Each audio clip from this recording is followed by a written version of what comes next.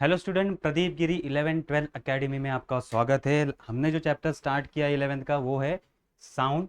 और आज जो हम टॉपिक स्टडी कर रहे हैं वो है speed of travelling waves. Speed of travelling waves. हमने लास्ट लेक्चर में दो टाइप ऑफ वेव्स, ट्रैवलिंग या फिर प्रोग्रेसिव वेव का स्टडी किया, दैट इज ट्रांसवर्स वेव या लॉन्गिट्यूडनल वेव। अभी जो हम फॉर्मूला स्टडी करने वाले हैं उनका स्पीड के लिए जो फॉर्मूला है ट्रांसवर्स वेव का एंड लॉन्गिट्यूडनल वेव का, ये हम स्टडी करने वाले हैं। ठीक है। उससे पहले अगर हमें और अगर आपको हमसे 1-to-1 स्टडी करना है तो हमारा ऐप अवेलेबल है। तो ऐप पे आप जा सकते हो, प्रदीप गिरी कॉलेज एंड स्कूल, वहाँ से आप हमसे डायरेक्टली पढ़ सकते हो एंड आप इंटरेक्ट भी कर सकते हो। आते हैं हमारे टॉपिक पे। चलो, जो हमारा टॉपिक है that is speed of travelling wave. तो स्पीड ऑफ ट्रैवलिंग वेव निकालने के लिए हमें दो प्रॉपर्टीज पे ध्यान देना है, that is elastic property of medium and second density. तो स्पीड निकालने के लिए हमें दो चीजों पे ध्यान देना है, इलास्टिक प्रॉपर्टी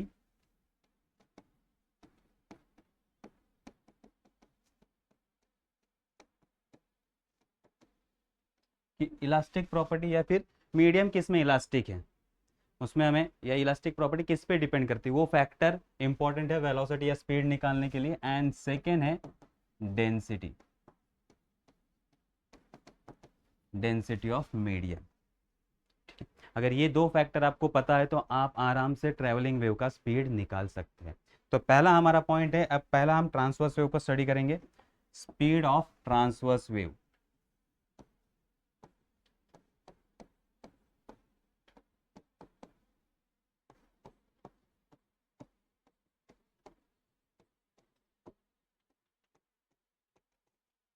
ट्रांसवर्स वेव सबको अभी पता है, ट्रांसवर्स वेव किसे कहते हैं?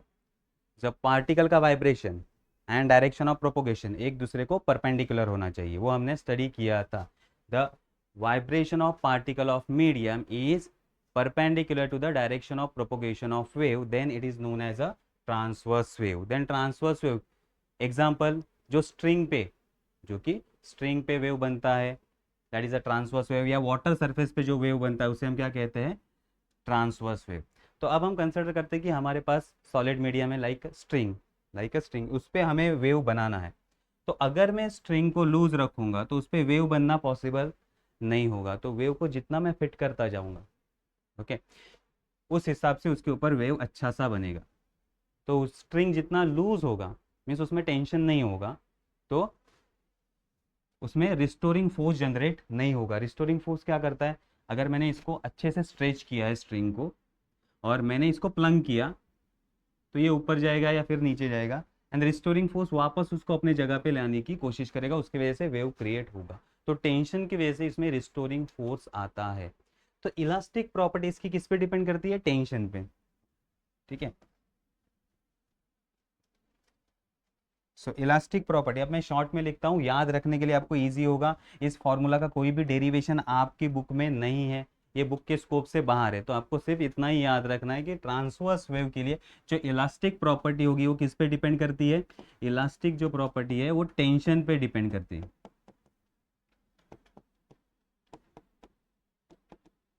इलास्टिक प्रॉपर्टी टेंशन पे डिपेंड करती है। और ये देखो, ये मटेरियल जो है ये लीनियर है, ये क्या है? लीनियर है। तो इसकी जो डेंसिटी होगी वो होगी लीनियर मास डेंसिटी। कौन सी होगी? Linear mass density. Means linear mass density small m is equal to mass per unit length. Generally हमने डेंसिटी का फॉर्मूला क्या देखा है? Rho. Density is equal to mass per unit volume. अब देखो, ये थ्री डायमेंशनल मटेरियल नहीं है। थ्री डायमेंशनल मटेरियल होता तो हम वॉल्यूम कंसिडर कर सकते हैं, लेकिन ये है वन डायमेंशनल मटेरियल, इसको सिर्फ लेंथ है, इसको सिर्फ लेंथ है, इसलिए density mass per unit length volume की जगह। तो अब सेकंड जो प्रॉपर्टी है हमारी, डेंसिटी। डेंसिटी क्या होगी? Linear mass density. Linear mass density m is equal to capital M by L, where capital M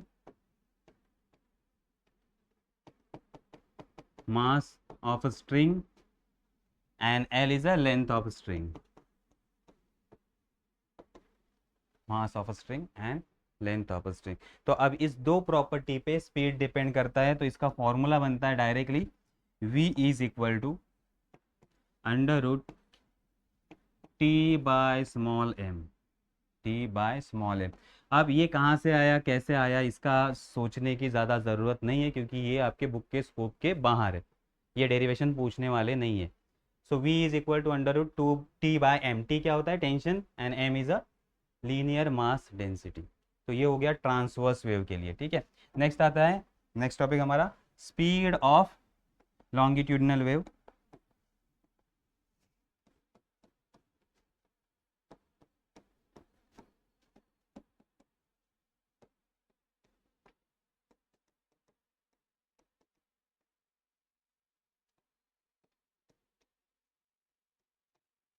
speed of longitudinal wave, longitudinal wave हम किसे कहते हैं?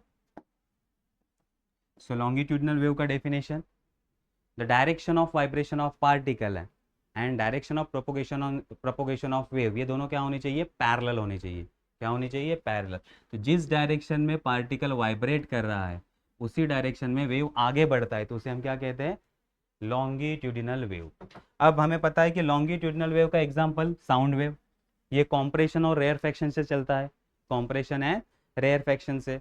कॉम्प्रेशन में pressure increase, density increase, rarefaction में pressure decrease, density decrease, ये हमने study किया है। लॉन्गिट्यूडिनल वेव तीनों मीडियम से ट्रैवल कर सकता है, solid, liquid and gases. Solid में लॉन्गिट्यूडिनल वेव का स्पीड सबसे ज़्यादा होता है, लिक्विड में उससे कम होता है, और गैसेस में सबसे कम होता है, ये याद रखना है। अब जब लॉन्गिट्यूडिनल वेव का स्पीड फाइंड आउट किया गया, तो उसका पहला फॉर्मूला बनाया न्यूटन ने। किसने बनाया? न्यूटन ने बनाया, और वो भी जब वेव गैसेस में ट्रैवल कर रहा था। किसमें? गैसेस में, याद रखो, सॉलिड और लिक्विड के लिए नहीं, गैसेस के लिए। जब लॉन्गिट्यूडिनल वेव गैसेस से ट्रैवल कर रहा था तो उसने न्यूटन ने उसका फॉर्मूला बनाया था। तो फर्स्ट जो हम फॉर्मूला स्टडी करने वाले, दैट इज न्यूटन फॉर्मूला।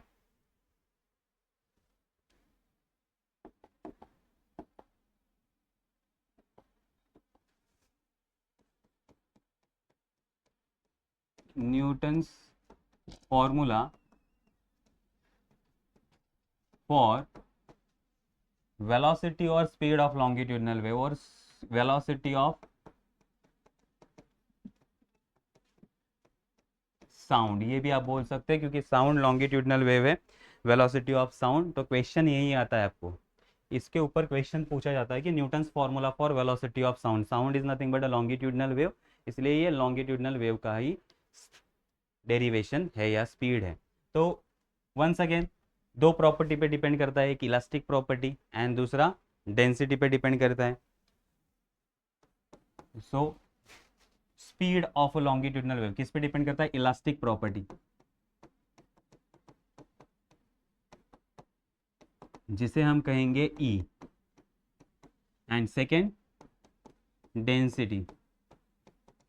अब एयर से जा रहा है तो वॉल्यूम डेंसिटी होगी, एयर 3 डायमेंशनल, तो यहां होगा वॉल्यूम डेंसिटी।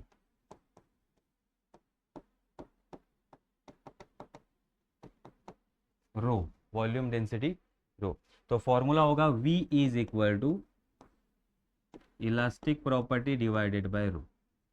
अब आता है न्यूटन ने इस फॉर्मूला का यूज कैसे की, मीन्स न्यूटन ने कौन सी इलास्टिक प्रॉपर्टी ली और न्यूटन ने डेंसिटी के बारे में क्या कहा, ठीक है। तो जब साउंड वेव ट्रैवल करता है एयर मीडियम से, तो क्या होता है? Compression and rarefaction. क्या होता है? Compression and rarefaction. तो न्यूटन ने कहा जब ये कॉम्प्रेस होगा तो टेम्परेचर बढ़ेगा, और जब ये वाइडली सेपरेटेड या रेयरफेक्शन होगा तो टेम्परेचर घटेगा।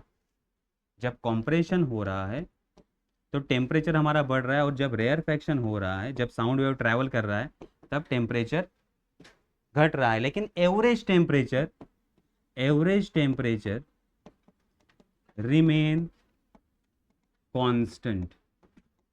एवरेज टेम्परेचर क्या रहेगा? कांस्टेंट। तो जब भी वेव ट्रैवल करेगी, कॉम्प्रेशन के ड्यूरेशन में टेम्परेचर बढ़ेगा, रेयरफेक्शन के ड्यूरेशन में टेम्परेचर घटेगा, लेकिन जब हम एवरेज निकालेंगे कॉम्प्रेशन एंड रेयरफेक्शन का, टेम्परेचर चेंज नहीं हुआ है। तो टेम्परेचर रिमेन कांस्टेंट। तो जब भी लॉन्गिट्यूडनल वेव ट्रैवल करता है या साउंड वेव ट्रैवल करता है तो टेम्परेचर कांस्टेंट रहता है। तो न्यूटन ने कहा कि ये आइसोथर्मल प्रोसेस है। न्यूटन ने क्या प्रिडिक्ट किया? So propagation of longitudinal wave is a isothermal process. Propagation of sound wave is isothermal process. Okay, so isothermal process means temperature remain constant. Temperature of medium remain constant.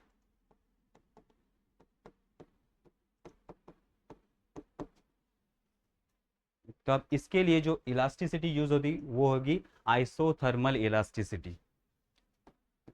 ये आपको paper first में आपको ये आएगा, paper first में properties of solid liquid gases जो आप study कर रहे हैं, properties of solid, thermal properties of solid, उसमें आपको ये आ जाएगा। ओके, या फिर इलास्टिसिटी में, इलास्टिसिटी चैप्टर में आपको 3 मॉड्यूलस आएंगे, young modulus, bulk modulus and share modulus means modulus of rigidity. उसमें आपको ये पता चल जाएगा। तो इलास्टिसिटी चैप्टर में ये आपको डिटेल में आएगा।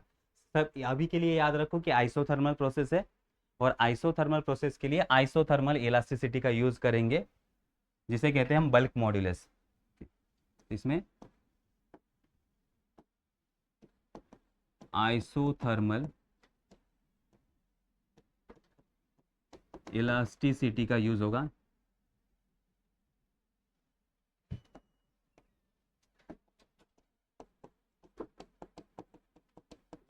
That is nothing but a bulk modulus.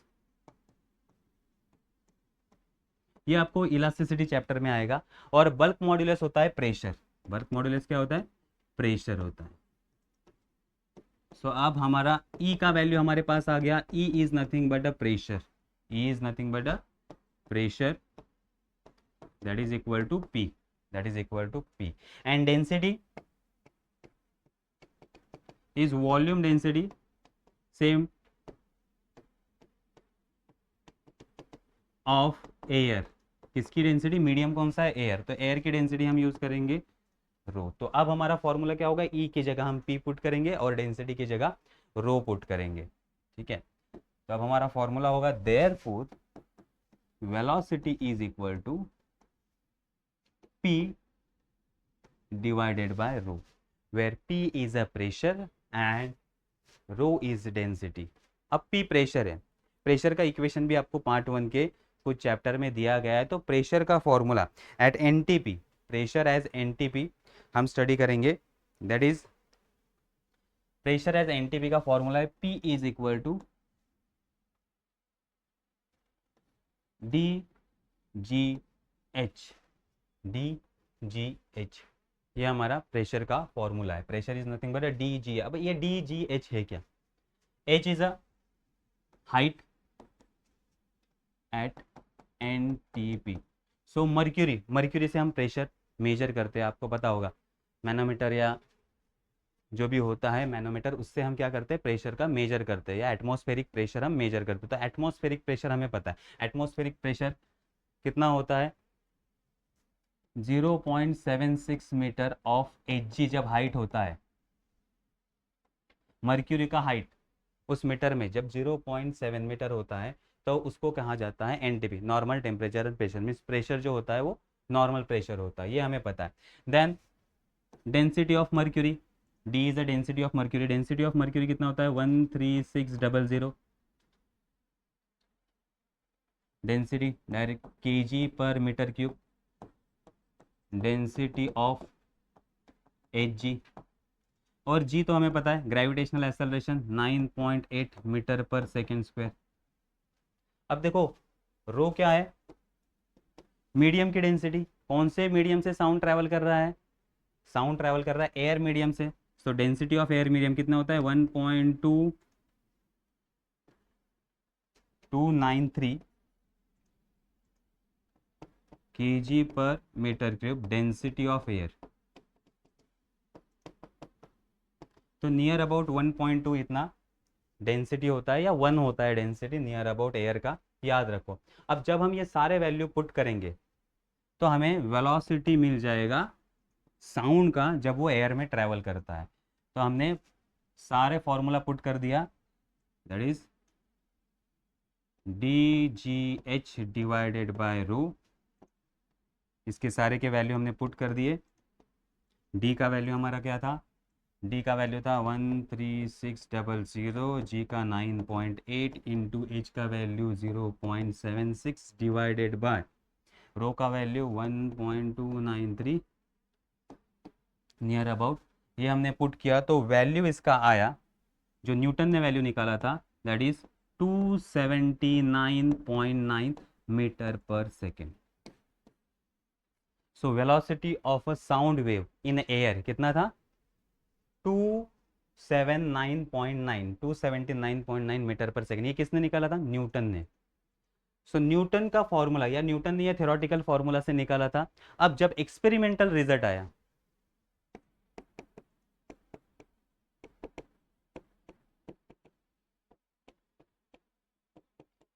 तो एक्सपेरिमेंटल रिजल्ट में ये जो वैल्यू था दैट इज नियर अबाउट 330। कितना था, नियर अबाउट 330 मीटर पर सेकेंड। अब देखो दोनों वैल्यू में बहुत बड़ा डिफरेंस है, दोनों वैल्यू में बहुत बड़ा डिफरेंस है, नियर अबाउट 16% का डिफरेंस या एरर है। और इतना बड़ा एरर होना मीन्स ये प्रिडिक्शन रॉन्ग है। तो देखो आप कहते हो कि न्यूटन रॉन्ग नहीं होता, न्यूटन का डेरिवेशन भी यहाँ रॉन्ग हो गया। तो इसको अप्रूव नहीं किया गया। जो न्यूटन ने वेलोसिटी निकाला था दैट इज 279.9 मीटर पर सेकेंड, ये जो वेलोसिटी न्यूटन ने निकाला था ये रॉन्ग हो गया, क्योंकि एक्सपेरिमेंटल रिजल्ट से ये मैच नहीं कर रहा है, उसमें 16% का एरर आ रहा है। तो इसके बाद इसको करेक्ट किया गया है। जो करेक्ट किया गया वो लैपलास ने करेक्ट किया, इसलिए उसे लैपलास करेक्शन कहते हैं। लैपलास करेक्शन हम नेक्स्ट लेक्चर में स्टडी करेंगे। आज हमने दो कंसेप्ट स्टडी किए, that is speed of longitudinal wave, directly formula हमने लिखा था v is equal to under root T by rho, या m small m linear density, और दूसरा e by density, speed of longitudinal wave या speed of sound wave. तो ये incorrect derivation या इनकरेक्ट आंसर भी आपको एग्जाम में पूछा जाता है। Newton formula for the velocity of sound उससे आता है, उसके बाद लैपलास करेक्शन भी पूछा जाता है। तो आज हम यही रुकते हैं, लैपलास करेक्शन हम नेक्स्ट लेक्चर में स्टडी करेंगे। मिलते हैं नेक्स्ट लेक्चर में, तब तक के लिए बाय बाय।